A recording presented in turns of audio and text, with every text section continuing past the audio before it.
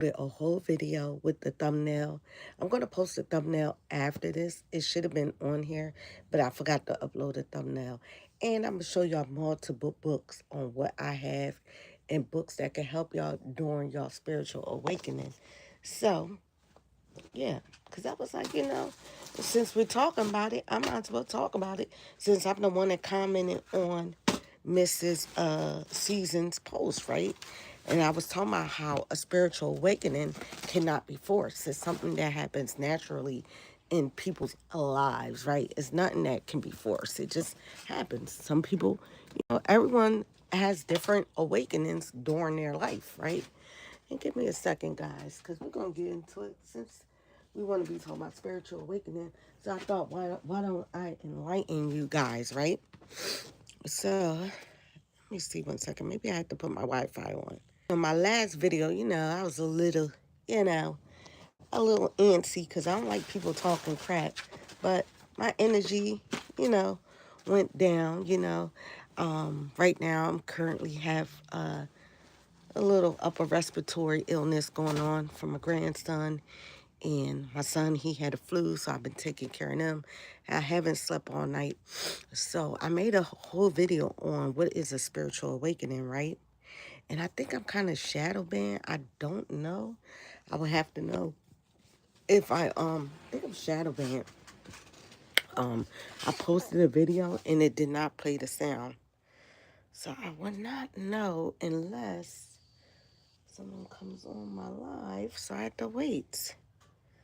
It says, welcome to the live chat. Okay. So, my energy was a little bit down earlier. Not as in low vibrational, I would say. It was a little down because I don't like people to talk crap about me. And, it's okay. So we're going to use this moment as a learning moment. So we're going to use this moment as a learning moment. And I did a video, and when I uploaded the video, for some reason, I don't know what happened to it. The video just disappeared and it had no sound. So hopefully this has sound. I uploaded a video with the thumbnail and everything. What is a spiritual awakening? Like I said, I thought that I'll be the one to talk about it because I commented on a certain particular person's video and I was talking about how it's a shift in consciousness, right? And I think I should explain that better, right? And everyone can have different awakenings, right, in life, right? Um, some people can go through awakening 808 on a time, right? My dad's birthday is 818. So 808 is a very significant number for me. But anyway, um, so people can go through different shifts of consciousness. People could go through different spiritual awakenings at multiple times in their life. It's nothing that can be forced, right? People are like, oh, how can I get into a spiritual awakening? It's not like that. It just happens. I have multiple books that I'm going to show y'all. Um, it's a lot of stuff that I can get into. But first, let's talk about a spiritual awakening, right? Hello, hey chat, how y'all doing today? My vibration was a little bit lower earlier. Like I said, my grandson had an upper respiratory infection. So if y'all hear my voice raspy, that's why. I should put a halls in my mouth. And my son had the flu. So people get it misconstrued. Like they start talking about voodoo and stuff, and that kind of pisses me off when people start saying ignorant stuff. But we're not going to even talk about that. So a spiritual awakening is when you start to see life differently, right? You take off the rose colored glasses. You ever seen that guy that does a video and he's like, when you put the glasses on, you can't never take them off, right? So when you get your magic glasses, you can't take them off. You start to see life in a different lens, right? Sonic, someone says Sonic. I don't know what that means. But it's not about becoming perfect because people think that once someone has a spiritual awakening, they're supposed to be all love and light. No, you're not going to be perfect after a spiritual awakening or floating around with positive energy all the time. Sometimes a spiritual awakening can cause you to Look in the mirror, look at yourself differently.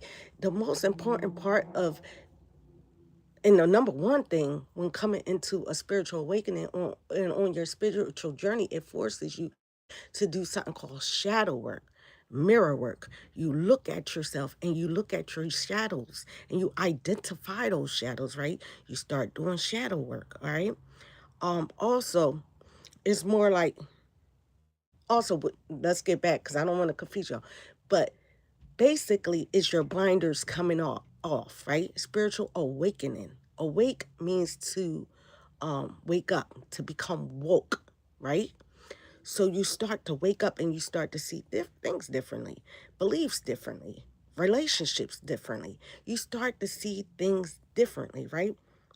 Things that used to make sense don't hit the same anymore, right? And things that you ignored before suddenly start to matter. Things like religion, okay? You start to see outside of the box, right? There's a picture. I'm going to show you something. Matter of fact, give me 1 second before we get into it. I want to show y'all this picture. I'm going to flip my camera, but I'm going to show you the difference between religion and spirituality, right? And it's a fish in a bowl before we get to it, right? I'm going to show you something. And then I'm going to finish talking about this, right? Your blinders start to come off. You start to see things differently, right? Use the fish in a bowl analogy, right?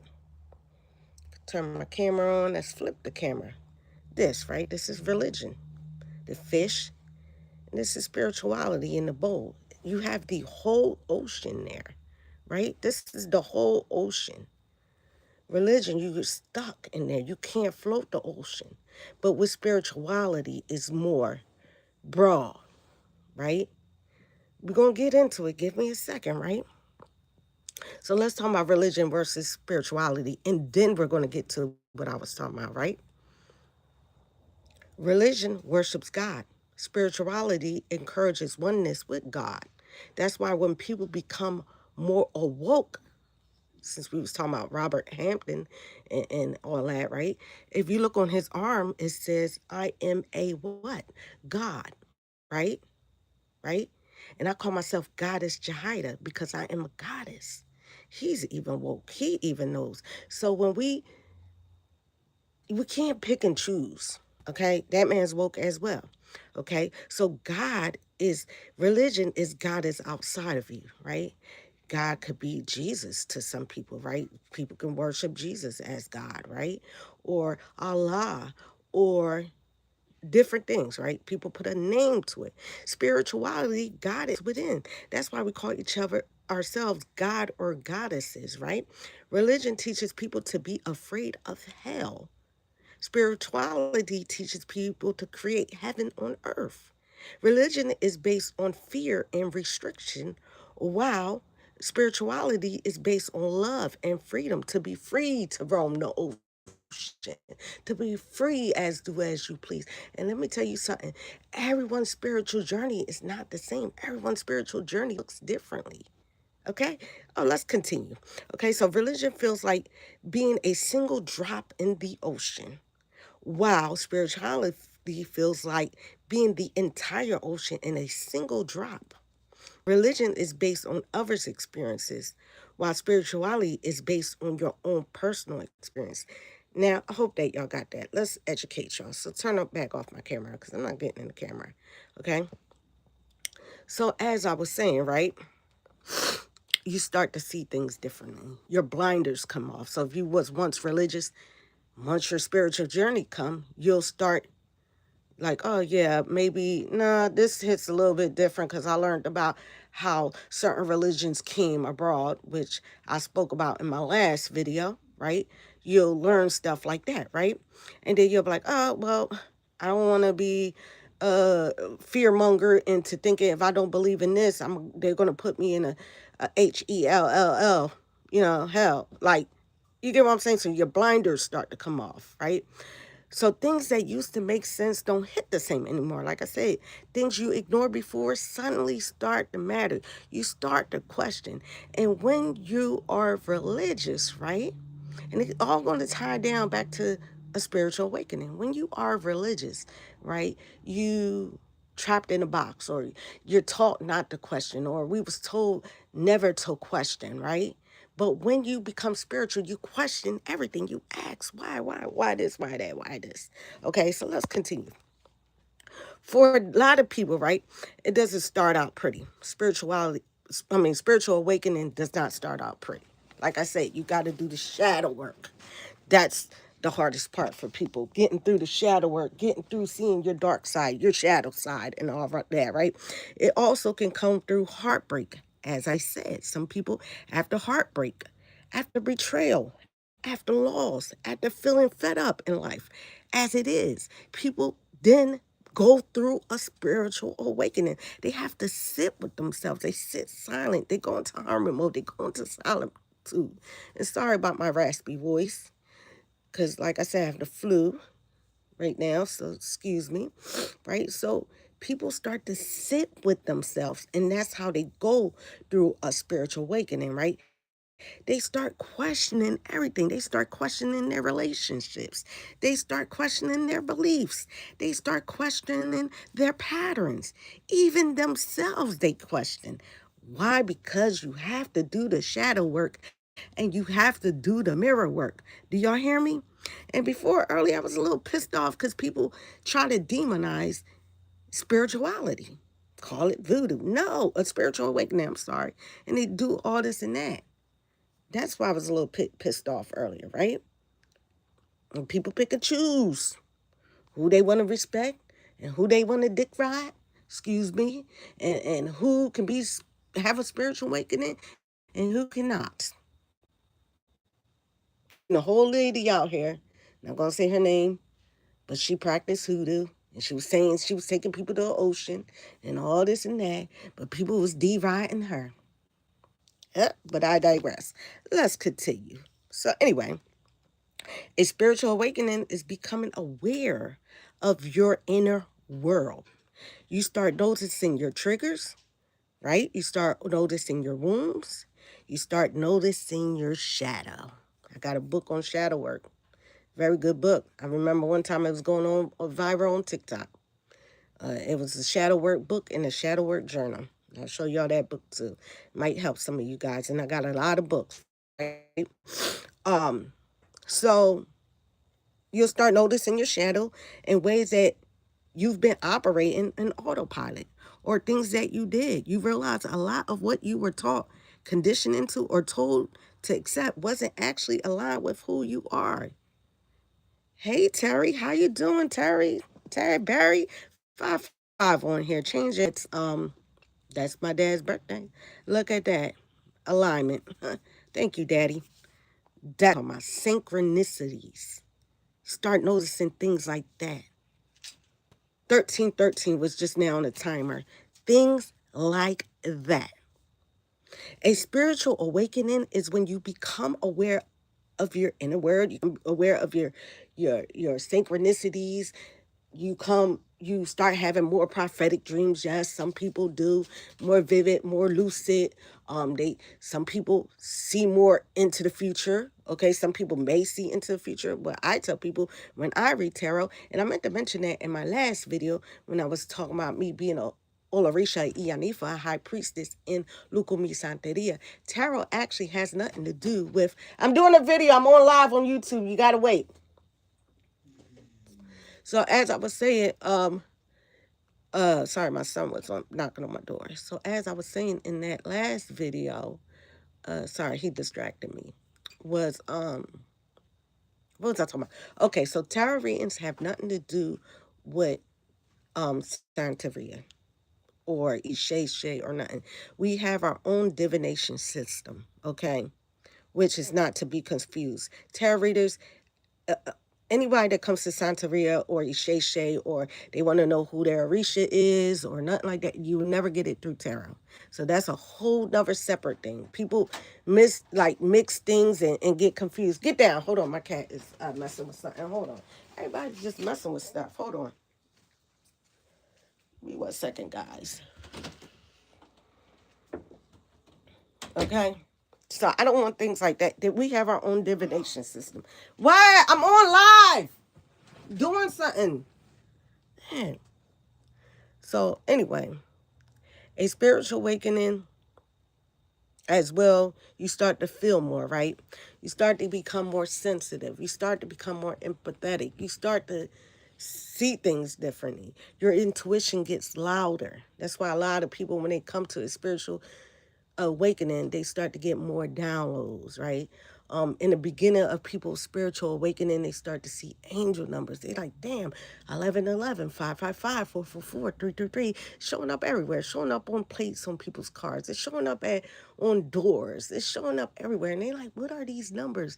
And then they start learning about angel numbers, right? They start learning about different things. You're more sensitive to energy, people, your environment, right? When you're going through a spiritual awakening, you're like, damn, I can't be around them folk no more because I don't do that no more, right? You start not having a desire of the things that you used to do. I'm a child of Obatala, right? And I'm going to tell y'all something. I'm going to give y'all a little bit because I really don't talk too much about my tradition on here. As a child of Obatala, the father of the white cloth, in my tradition, Obatala created humanity, created all heads, right? Shall I say, right? In Obatala one time, I'll give you a pataki, which means a story. One time Obatala created deformed children, okay? And he did it under the consumption of alcohol. That's how deformed children came about. And I don't want this to go over your head. And as I'm saying this, people that are children of Obatala, right? One of the things that we have to let go is alcohol. Ever since my initiation day is coming up. I got initiated March 5th. I'll be 3 years at Apetapi in my tradition, okay? And one thing that Obatala took away from me was alcohol. And never was a big drinker, nothing like that, never. But Obatala stopped drinking because he was supposed to always keep good moral character, good iwapele. Not only that, every time he drank alcohol, he did mistakes, like he created children with deformities. So I don't want to get y'all all mixed up. I just wanted to tell y'all that little story. I'm not even going to keep talking about it because then I'm going to get into the Orishas and all that. Anyway, so you start to lose things as you spiritual awake. Okay, you start to, things that, environments or places that, like, say you used to hang around people that used to deal drugs on the street, that you'll become sensitive to that. You don't want to be around that. Or you was around people that were always alcoholics. You don't want to be around that no more. Or you was around people that gossip. You don't want to be around that no more, right? Things just, you start becoming sensitive to energy. Or certain places or people will drain you now, right? Energy vampires. You begin to trust your inner voice more, right? As in the spiritual awakening. Like, say for example, I'm driving down the street, boom, and then all of a sudden I hear, nah, don't go over there. And reason why I'm hearing that is because something might happen in the location that I'm going at. It might be a fight that break out. I might be going to a club, and something, it might be getting SHOT. I know you can't say things on here, so shut up, right? Pewed up. Thank you, Terry, for the copyright disclaimer. Truly appreciate you. Say something like that, right? So your intuition, you'll start hearing things more louder. You get more downloads and stuff like that. So you begin to trust your inner voice more, right? Also, instead of constantly looking for outside people for answers, you start trusting yourself. You start using your own discernment, right? You don't have to go to a reader to tell you, you know, you don't have to go to a person like me because now you're trusting your own intuition. You said, do you know Indian and African share the same ethnicity? Do I know that Indian and African, what kind of Indians are you talking about? There's multiple Indians, okay? So anyway, So let me continue. Um, so let me be clear here. A spiritual awakening doesn't just mean you suddenly everything suddenly gets easy, because that's how people think, right? Oh, suddenly everything's going to get better.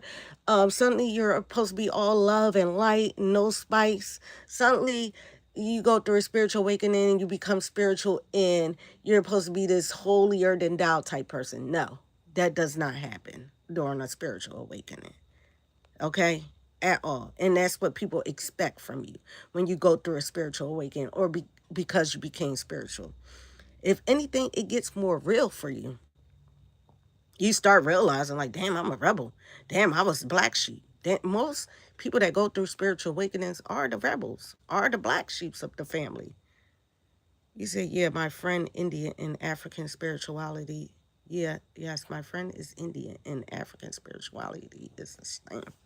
Yeah, I don't know what kind of Indian you talking about, like Indians from India? Because I'm trying to understand where you're coming from. I'm gonna get to that, but I'm Indian too, but I'm a Taino Arawakan Indian. Okay, so you have to explain to me what kind of Indian you're talking about. Okay, anyway, so what was I saying? I might just ignore the comments for right now. Um, you start, like I said, you start outgrowing people, or you become, sorry, my son is in the background being loud. You start isolating yourself more. You start going into hermit mode more. You start to self-abandon more. You're forced to heal things that you avoided for years, like um if you held some kind of resentment and stuff, you try to heal those old traumas, like childhood traumas. It's a lot that comes with spiritual awakenings, right? um and it's basically like the process of coming back to yourself.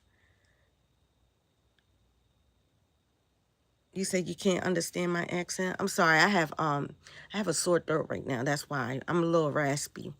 But I don't have an accent. I don't think I'm Puerto Rican, but I don't think I have an accent. I'm Puerto Rican, Taino, Indian, and I have African in me. So I don't know what kind of accent you're talking about. So yeah, I speak Spanish too. I speak Yoruba language, African language. Okay, so I'm going to ignore that and continue what I was saying. Um, you can't tolerate fake connections no more when you become spiritually awakened. Like if you feel something's fake, is like, oh, I'm not going to deal with that no more. Like you start realizing fake stuff more, right? You use your discernment more. So you're like, oh, I can't tolerate this. I'm not going to put up with this. So that's when you start to hermit yourself. That's when you start to go into solitude more, because like I said, you start to be like, oh, I can't hang with them type stuff. Elevation requires separation. So when you're elevating, right, you start seeing things differently, right? Um, I want to get to a point where I'm going to get to that something which is going to confuse people, because why I'm talking about this is because I commented on someone's post that I had no idea that they was going through something with someone else, and they was talking about spiritual awakening, and they was talking about 3D, 4D, and 5D, which is different states of consciousness. Even when people start opening up their chakras, right? 5D consciousness is when all your chakras is open. Your crown chakra is open. Is when you become so spiritually enlightened. It's like getting your crown. That's why when we get initiations in Santeria, it's called crowning of your ori, crowning of your head, right? Which would take you to like more of a 5D consciousness, right?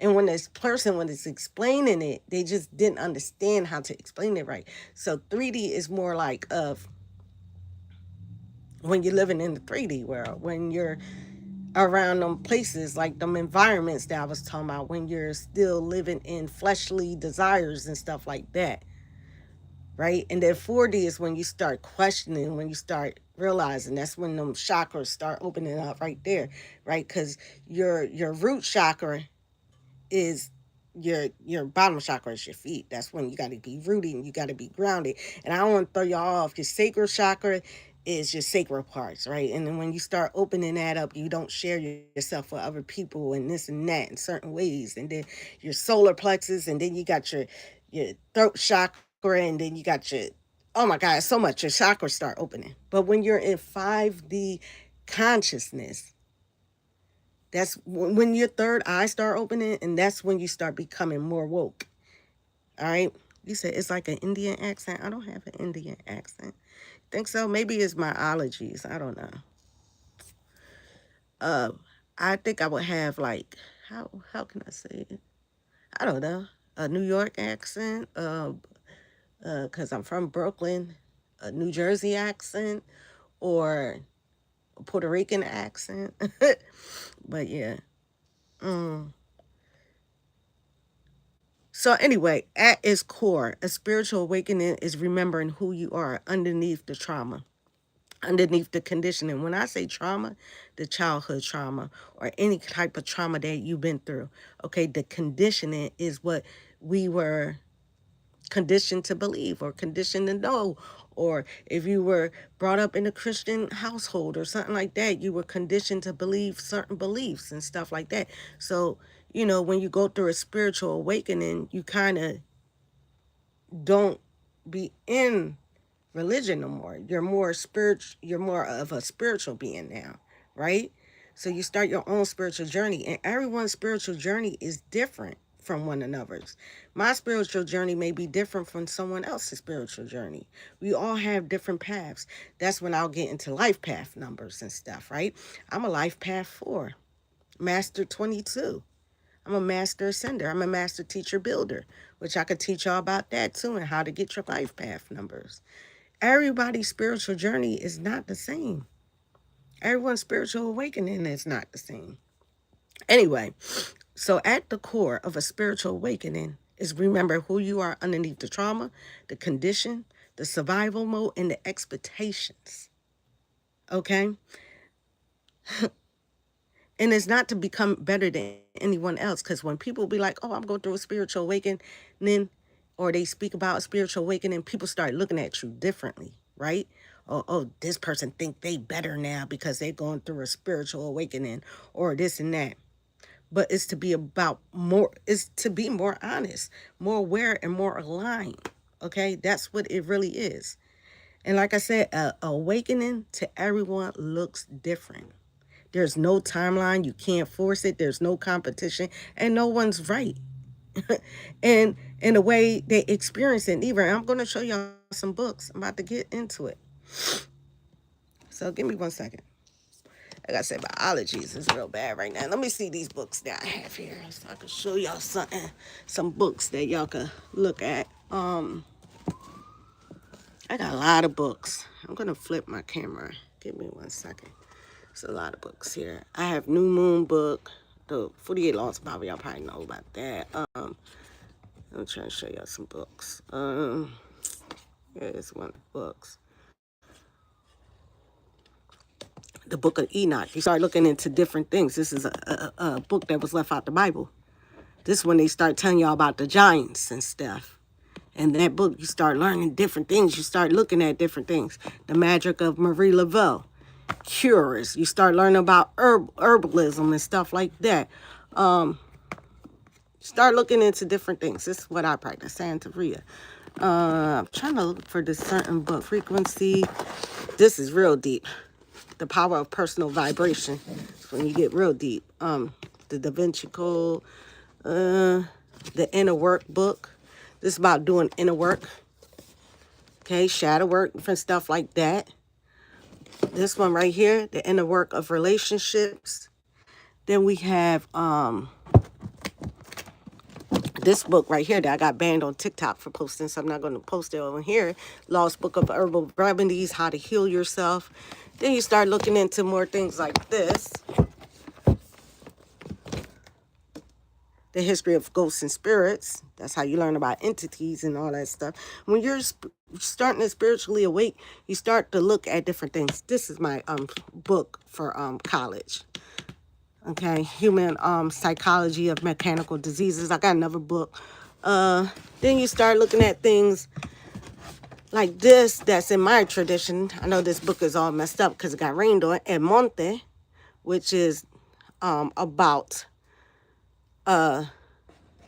Lukumi, Santeria.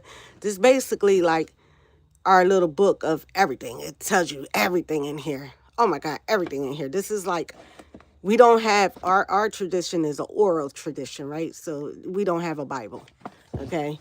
So everything is in there. Then we have books like this, right?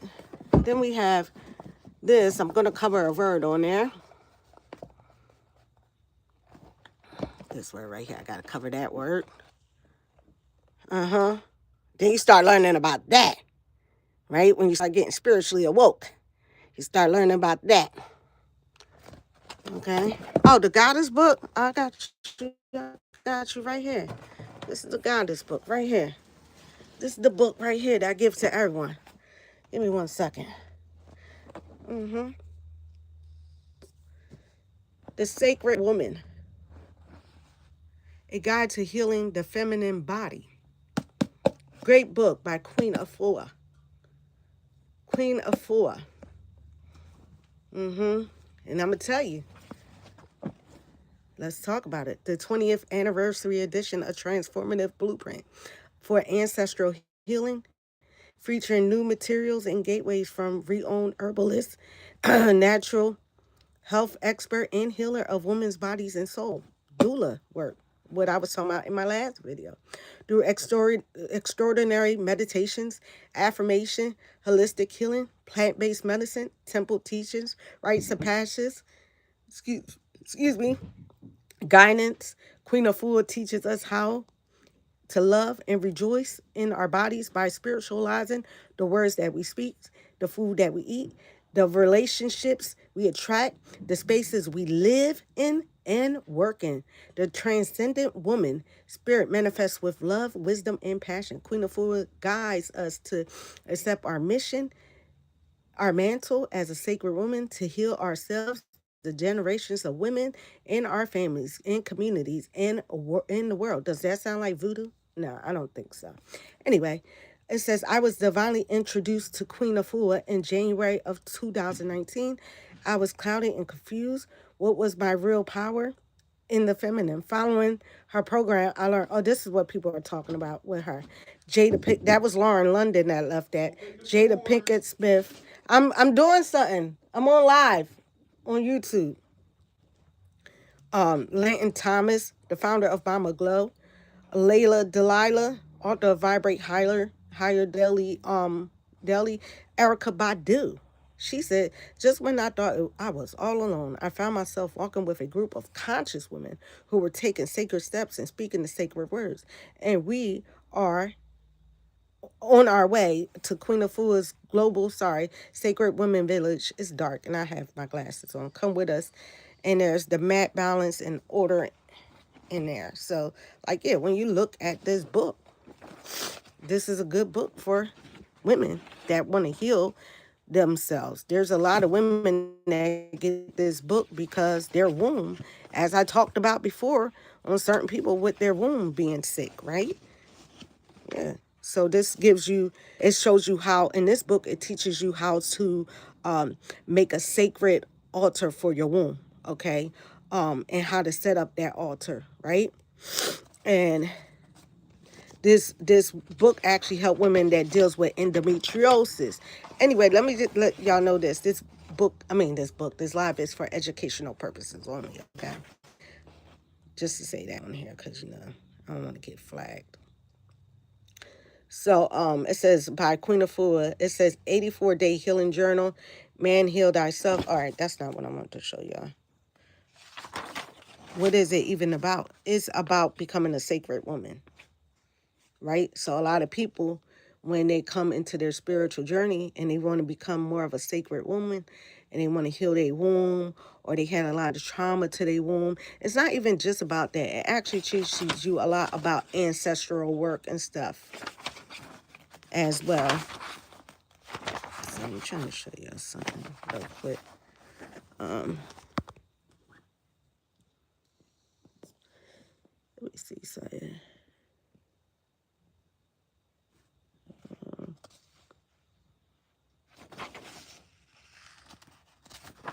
So it talks about the sacred woman movement. I'm just trying to show y'all something because I don't want to get into all of this. But if you see, like right here, it says womb wellness as personal medicine.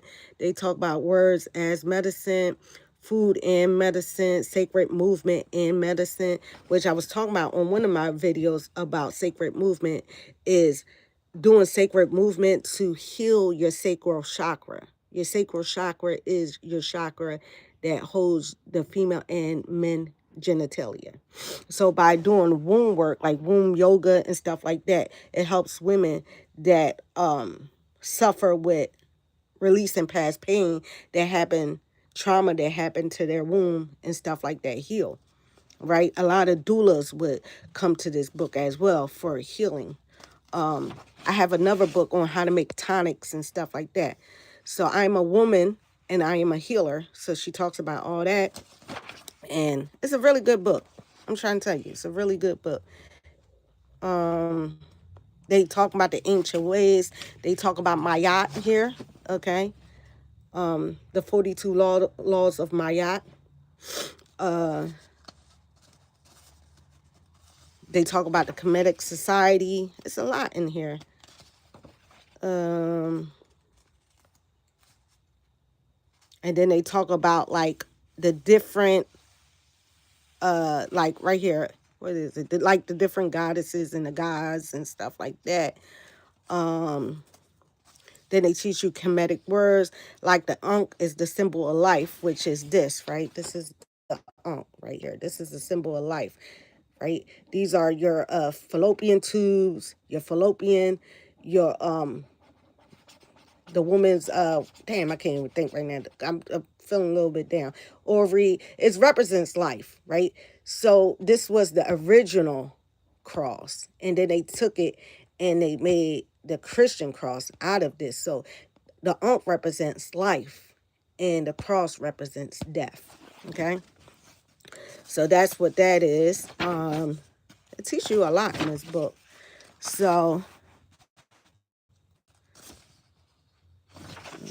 this is the one I was telling you about. So basically, when you first get this book, it teaches you how to create your sacred altar, right? And this is what an altar look like, your sacred altar. So this is the sacred womb altar, right? Work. So it helps you to heal your womb and stuff like that. So it's kind of made like a regular altar.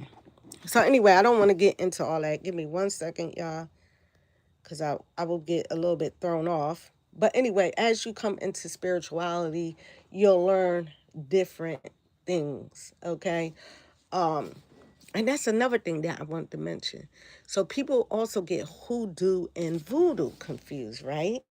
So there was a lady, I believe, she was a part of the saga for a while, or whatever they call it. Her name was Jill the Jew. She's a hoodoo practitioner. Everybody respected her, right? She's into hoodoo, which is not to be confused with voodoo. Everybody, oh yeah, she went to take certain people to Ocean River and this and that and all that, that. Okay, now voodoo deal with luas. Hoodoo deal with plant and herbs. I got a deck. I'll show y'all my hoodoo tarot. Now that I did, it comes with Santeria. We learn about plants and stuff, and that's what hoodoo is plant healing. So give me 1 second, guys, because I wanted to talk about that because I didn't talk about it in my last video. So when people become spiritually awakened, they start looking at different things because, like I said, you could study other people's culture and learn what other people's culture is and get educated instead of spewing out garbage like most people do, right? Hold on.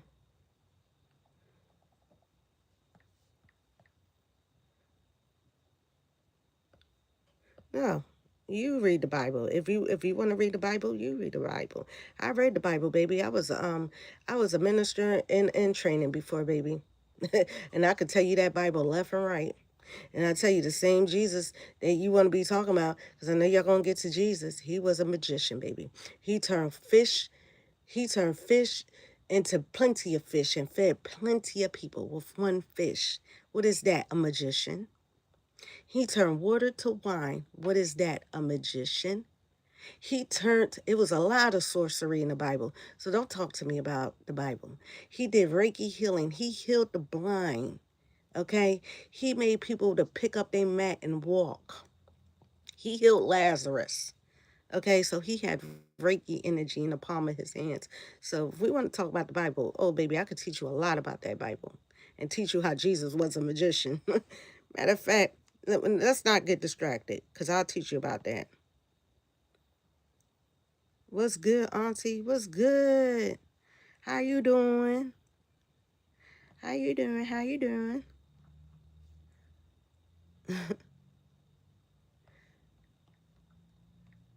All right, give me 1 second, y'all. Give me 1 second. I know my son was calling me. I'm about to get back out there front to him in a minute.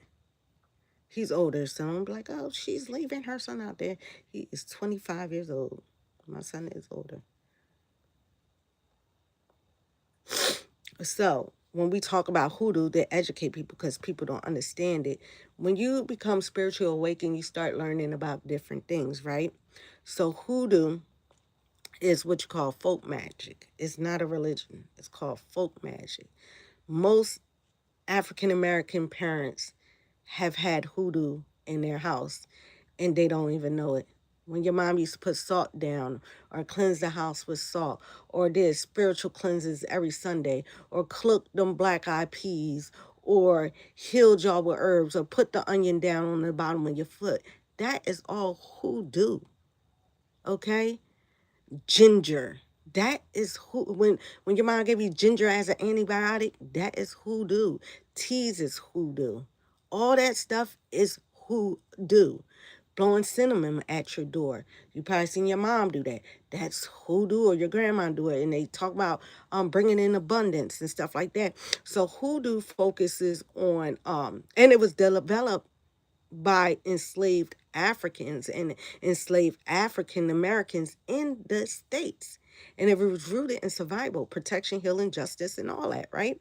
So hoodoo is ancestor work. Hoodoo is working with what people call root work. And reason why it's called root work because it works with herbs, roots, oils, and powders, intention oils, and stuff like that, right? So that is what hoodoo is. People will look at that and say, "Oh, that's demonic." No, it's not. And they actually there's no hoodoo without the Bible. I can show you right now in my hoodoo tarot deck. Okay, they go to the Book of Psalms. Your grandma, when she folded up that piece of paper and she put in the Book of Psalms and she's like, okay, handle that. Yeah, your grandma was doing hoodoo. Okay. So yes, the Bible is often used. All right. Is used for protection, uncrossing, money work, justice, and stuff like that. So when you come into a spiritual awakening, you start learning about all these things. Okay, some people that might not be their journey. They might say, "Oh, I don't want to look at hoodoo. I want to look at Buddhism." They'll go to the Buddhism side. Oh no, I want to go into Santeria. Everyone's journey is different. I might start studying astrology. I might start studying this and that because it takes you spiritual journey takes you everywhere. You don't have to be bonded to religion. And that's what I was saying in the beginning. Religion and spirituality is two different things.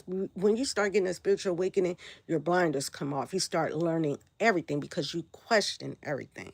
Okay? You said, what is wrong with voodoo? Nothing's wrong with voodoo. But what I'm saying is, someone was commenting on something, a video that I commented on, and then they start saying that I practice voodoo. Nothing, trust me, nothing is wrong with voodoo at all. It's another ancestral work. It's just not the ATR that I'm in. ATR means African traditional religion, right? Which really means spirituality, but they call it ATR, right? So you have different forms of African traditional religions or spirituality. I'm in the diaspora of the Caribbean side where it's Santeria Lukumi. Okay, it's all almost the same. It's just different. They practice it different way, different spirits, different ancestors. They have the Luas, we have the Orishas, right? So voodoo, right, originated primarily in Haiti and some parts of Louisiana. And the West African spiritual systems. That's where that was. They work with serving and honoring spirits of the Lua, right? They do rituals, ceremonies, offerings, ancestral veneration. They have priests, mambos, and stuff like that. All right. So in our culture, it's kind of the same, but it's different. So when people say, oh, well, she practiced voodoo, actually, no, I don't practice voodoo. Okay. But it is very similar. So that's where they get it confused. I do practice ancestral veneration. Now, voodoo is not about evil. And it's crazy because I said something about voodoo dolls, right? And when I said that in my last video, it's because people look at voodoo as, oh, it's poking dolls. Really, it isn't. That's the concept of Hollywood, how Hollywood portrayed it on televisions. And that's why people look at it in that way. So voodoo actually is not evil. Okay.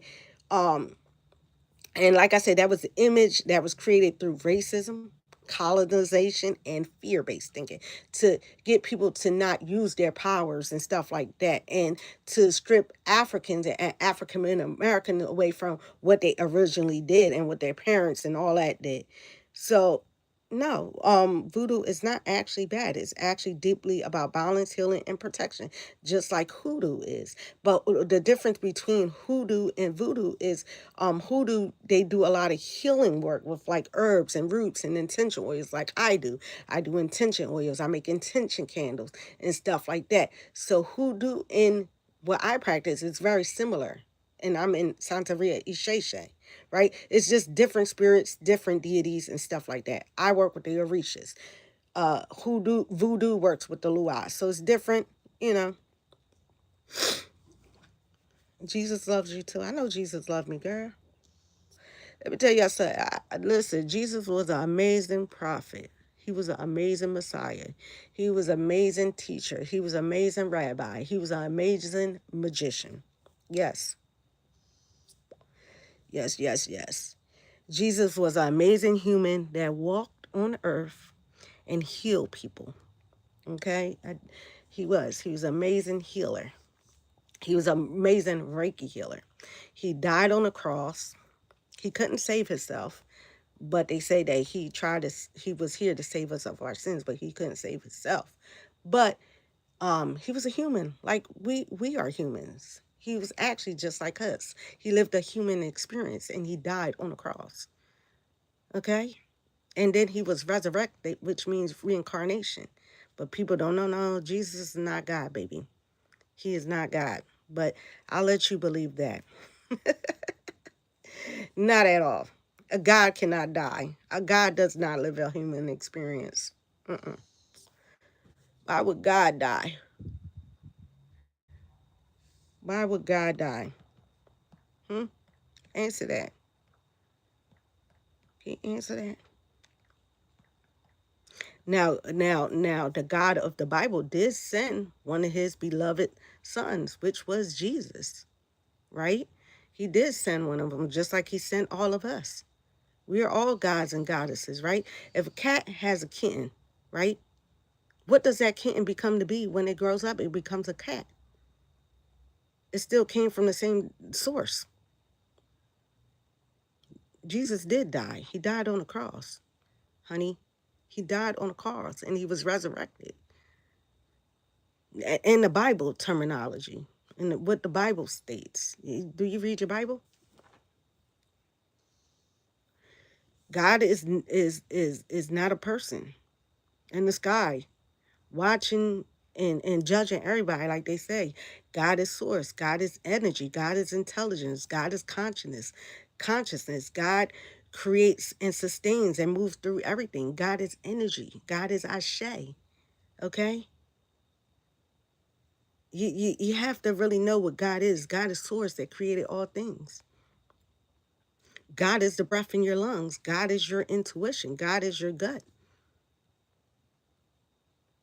God is the source that makes seeds grow. God is in water. God is in the trees. God is everywhere. Baby, you don't know what God is. And reason why is because God is understood through religion. That's why, like, people people get, oh my God, y'all get so confused. Oh my God. He overturned conception of death. conception of death. God is an energy source. He is personified deity. No, honey, no. I know what you talking about. You need to read your Bible again. No, no. And if you're saying a personified deity, right? What do you think Orisha is? Is a deity. What do you think Luas are? They're deities. What do you think the gods and the goddesses of Kemet were? They were deities. So all them people, we are all gods and goddesses when you become woke and you actually know that.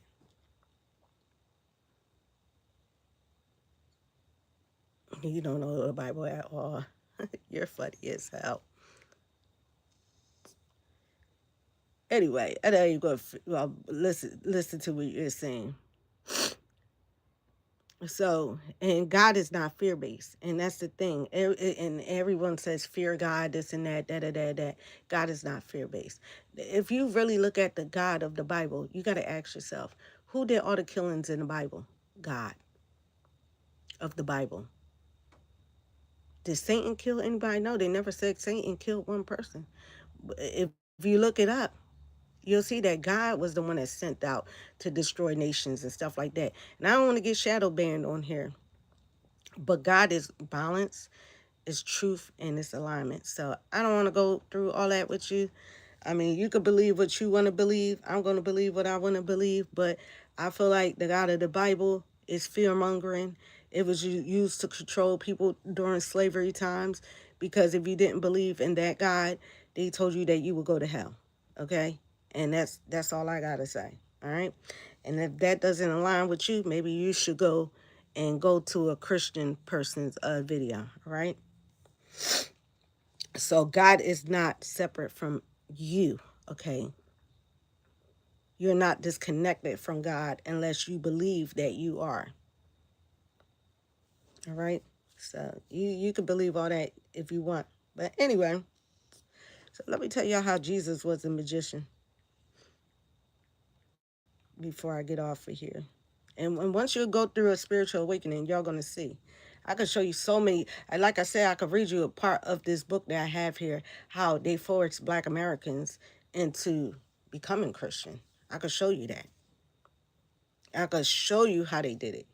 But I might get flagged, so I don't know if I should do that.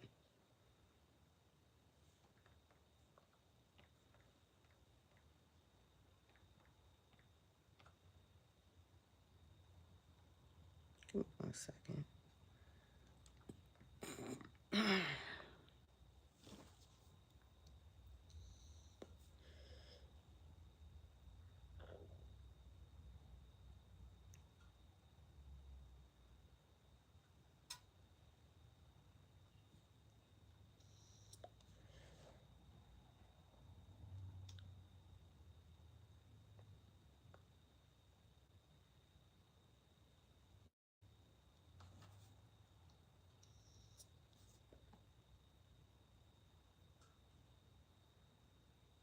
Hold on 1 second.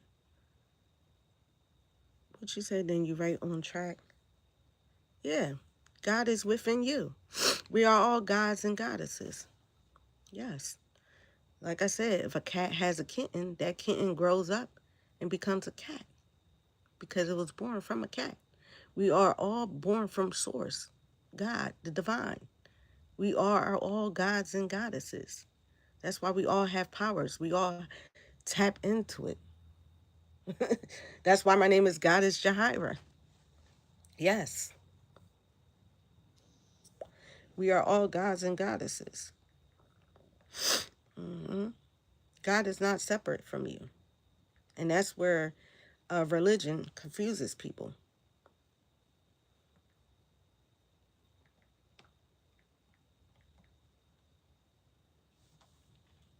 Give me 1 second. I was trying to pull something up for y'all, but I'm trying to find it.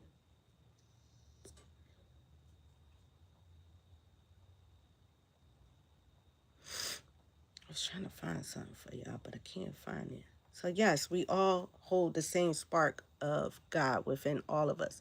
And once you tune in and you tap in and you find out who you are, you'll become well, you won't become, because we are all gods and goddesses. We just have to look within. And you say 100% in agreement? Yes. Like what? People be tripping on here. Jesus was a God. They are kind of right. He was a God. He was born. He was a son of God. He was born from God. So he was a son of God, which would make him a God, but it wouldn't make him the source of all, because God, people are crazy. I don't know. I'm not going to even explain that to people. We all have the ashe of God. We all have the breath of God in us. The same life force that creates all of us. We are all gods and goddesses. That's why we have children, right? We create our children. Our children are born from us. We are creators, just like the creator. What? That's why they gave us the cross to confuse us with death. The cross represents death. The Ankh represents life, which I wanted to show y'all. That was the one thing I wanted to show y'all. So let me see. And that's the ancient Egyptian symbol, right? Before there was the cross, there was the Ankh, which was the key of life. And the loop, I'm going to show y'all, that represents the soul and the spirit, right? Or divine consciousness, right? And the vertical line that goes across the Ankh, sometimes people say it's like the tubes, or I got to show y'all so I can explain it better. I'm going to show you right here on this, right? Let me see. I'll flip my camera. And this was I was explaining earlier. The damn comments kind of threw me off. But if you see this right here, this top loop right there, that represents the soul and the spirit, the divine consciousness right here. This vertical line, wait,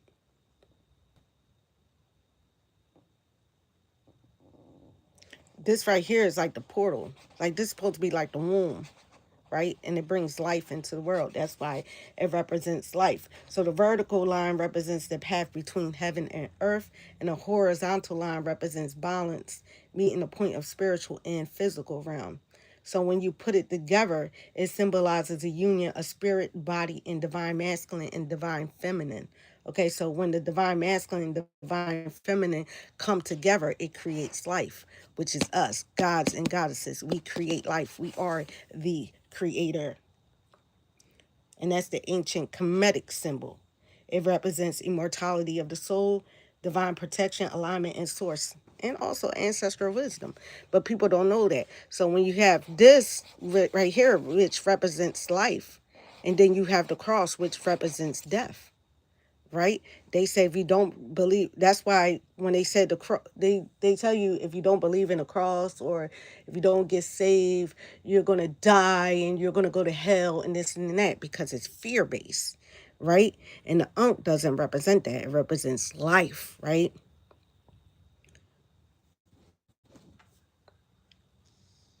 No, I don't go through my ancestors to pray to God. No, that makes no damn sense. We honor and we venerate our ancestors. We don't worship, we don't praise, and we don't pray. No. To talk to God. No. Makes no damn sense. All right, so let me show you something else. Let me show you something. Ankh in the cross. Give me 1 second.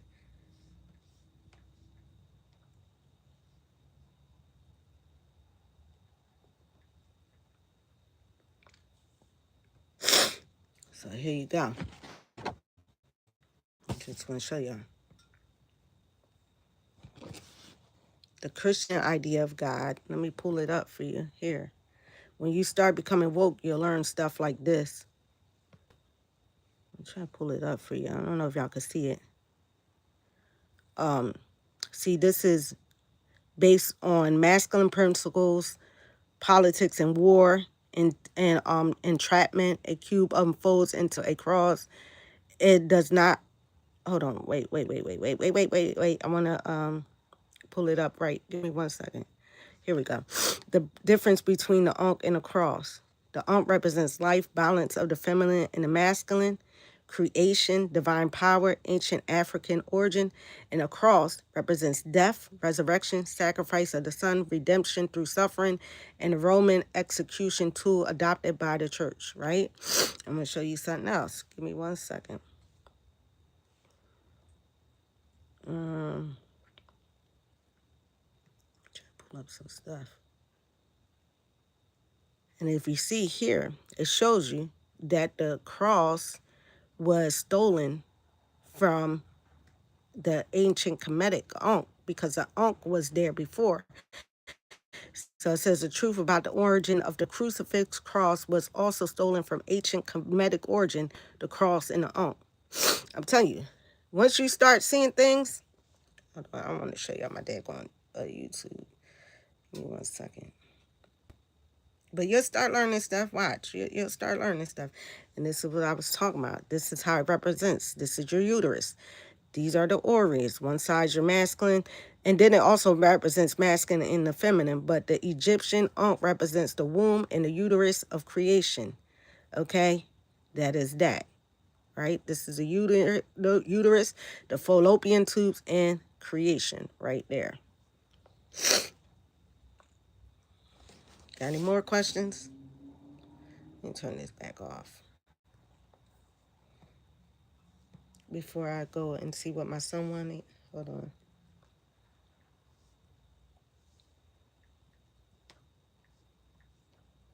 I'm trying to pull up something else for y'all.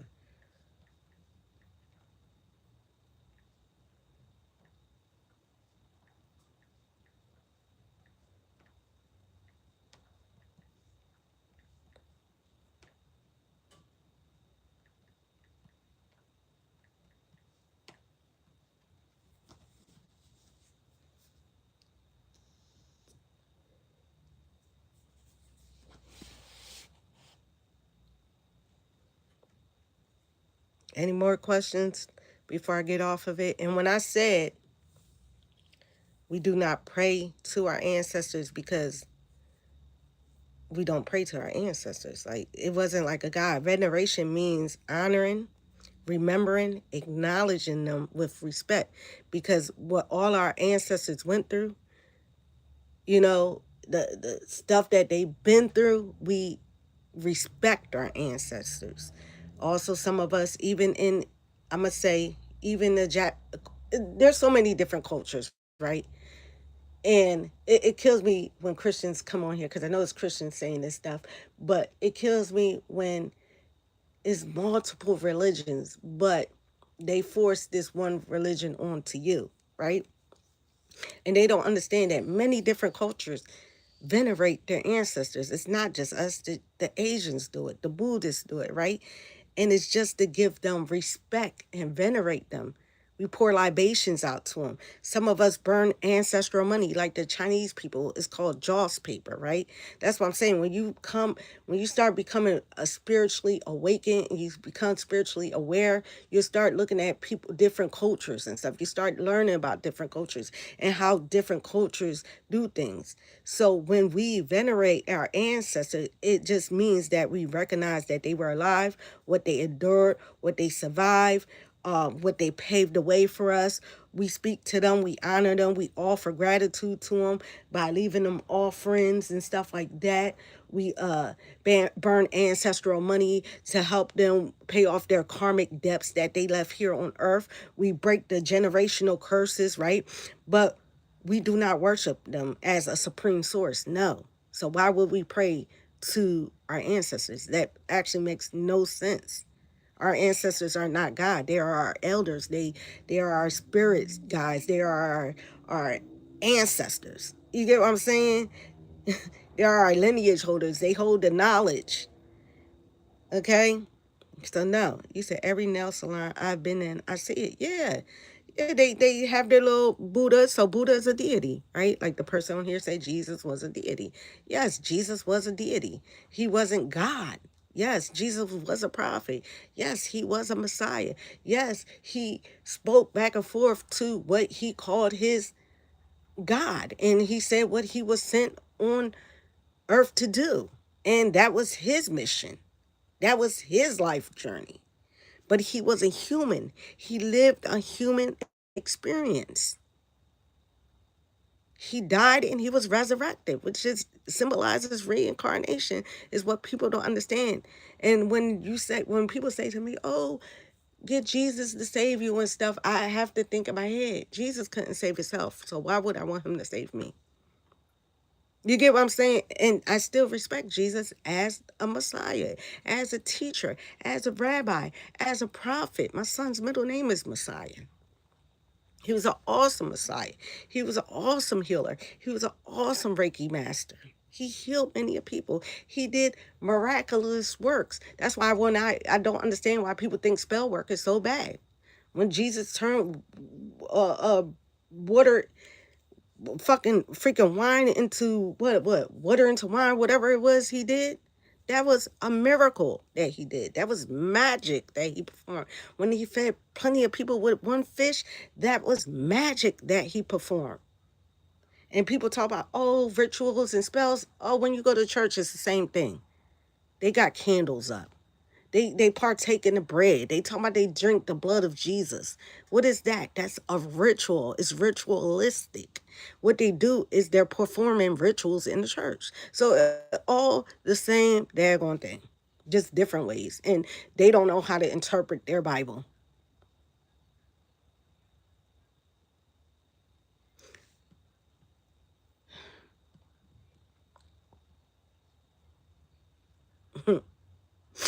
Uh-uh. Oh my God. Hold on one second. So yes, what did you say? Can you define God and what does it mean, please? Yes. I said God is not a person in the sky that people think a sky daddy watching. He's not judging everybody. God is source. God is energy. God is intelligence. God is consciousness. God is Ashe. God is the energy that flows through every living thing. God is the breath in our lungs. God is all that. God is intuition. God is gut. God is the same force that I said that makes a seed grow. God is that. God is the ocean. God is everything. God is us. That's what God is. We're born from God, right? We're born from God, divine source that created all things. So we are gods and goddesses. And when you learn that and you learn that you're a god or a goddess, then you'll know what God is.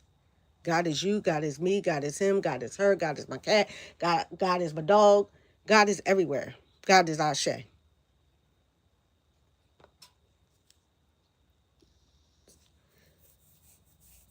And that's what God is. God is not separate from you. God is you. You are not disconnected from God. God is the spark in our inner voice. God is that spark that created all existence.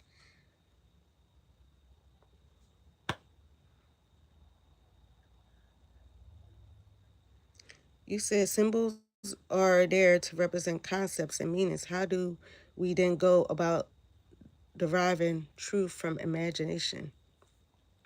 Symbols are what? Symbols are there to represent concepts and meanings. How do we then go from deriving truth from imagination? One main thing you miss and you're closer but not complete. Let me explain. Think twice before answering. Now, what I'm going to say, go ahead.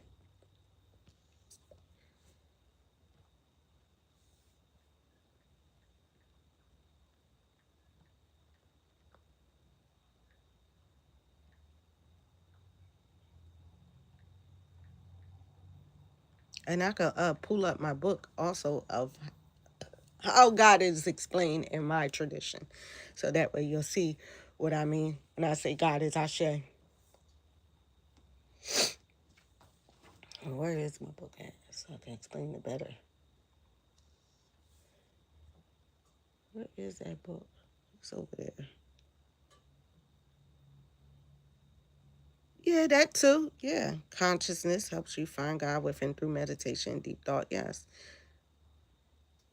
But you're better. But you're without bitter experience and learning and what not to be. You could truly know who you are. Who you are is what God is within you. Yeah.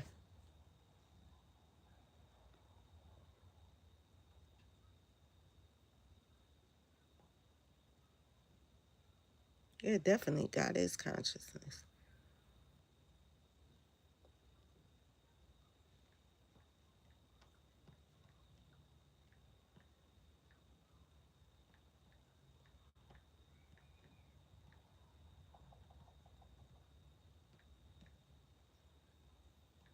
Hold on, I'm texting my son.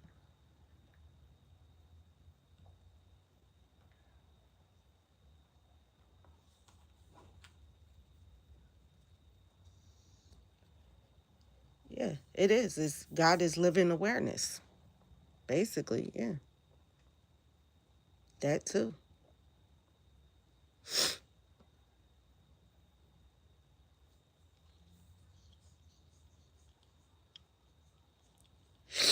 Oh my God, my allergies are so bad right now.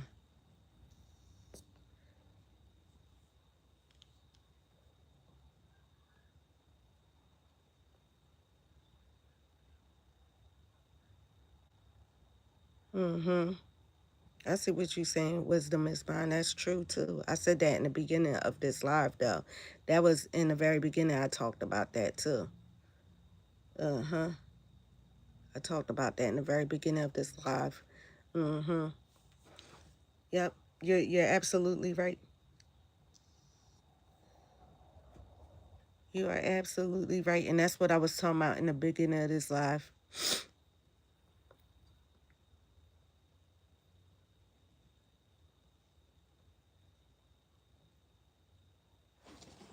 Mm-hmm.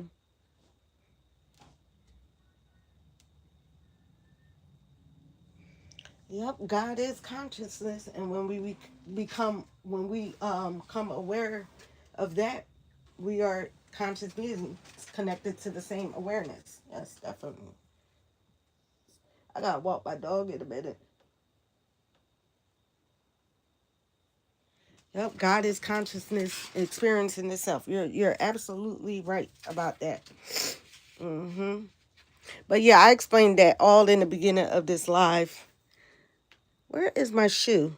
I gotta walk my dog. She's just sitting there looking at me, just begging for me to walk her. Hey. Oh, you said, oh, I thought you said, hey. I see my vision is going blurry. You said key. Bitter experience is the key. Yes. Yes. And when this video upload, come back to this video and you're going to see I talked about all that. Mm-hmm. Yep. Yep. You're so right about that.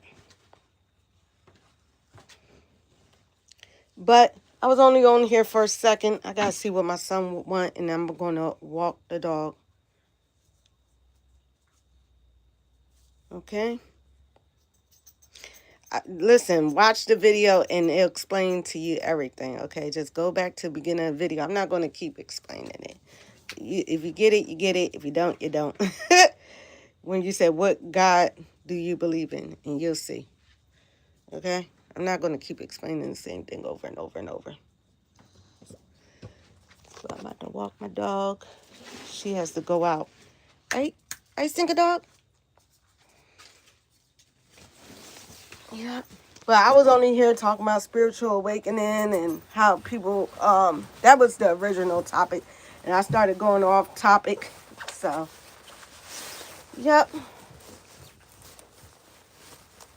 You said, for example, I had four 50 years of bitter experience. My mom was a narcissist who cheated on me. What?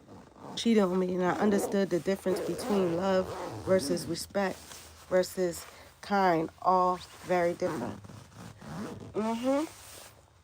And I talked about that in the beginning of this video. Trauma.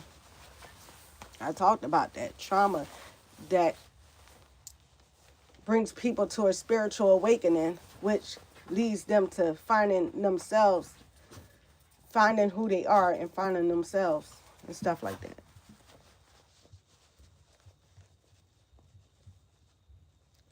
You said, so all the knowledge I got was from experience, not meditation. Okay, that's good.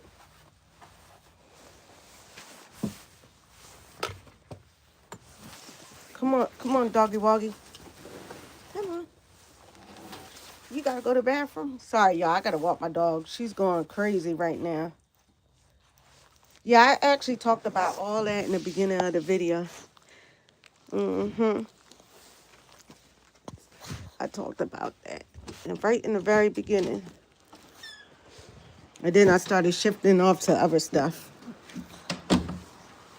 Let me walk this daggone dog, y'all, because she is going crazy right now. This is the time that I walk her. About to go outside. And my allergies is bad. My throat is starting to hurt. But it was good talking to you. What's your name? Wisdom? I can't even see no more because I'm outside. It was Wisdom something. But it was good talking to you. I can tell you have a lot of wisdom. And I'm about to end this live because I'm outside walking my dog now. I don't know how to end it, but